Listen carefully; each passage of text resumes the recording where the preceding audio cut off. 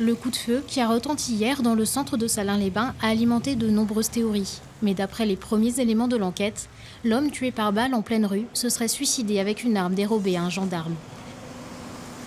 Le Pontisalien de 38 ans conduisait un Kangoo volé. Il a terminé sa course sur un terre-plein central, puis il est parti à pied. Il croise alors une voiture de gendarme. Dans un premier temps, le trentenaire les menace avec un chauvron en bois. Au départ, agressif, il a eu une phase de calme puisque les gendarmes ont réussi, via leurs injonctions, à l'amener à se positionner au sol, où il était obéissant aux injonctions, donc assez calme. Et par la suite, il s'est rebellé, enfin, il a montré de la violence face aux gendarmes. Le procureur a écarté la piste de l'homicide involontaire.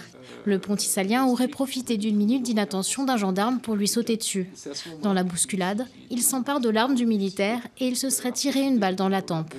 La meilleure preuve, c'est qu'il a quitté son domicile de Pontarlier après s'être scarifié, tant au niveau du torse qu'au niveau des avant-bras, qu'il avait donc des plaies saignantes et qu'il a été constaté effectivement que ces plaies saignantes étaient visibles au moment où les gendarmes sont intervenus.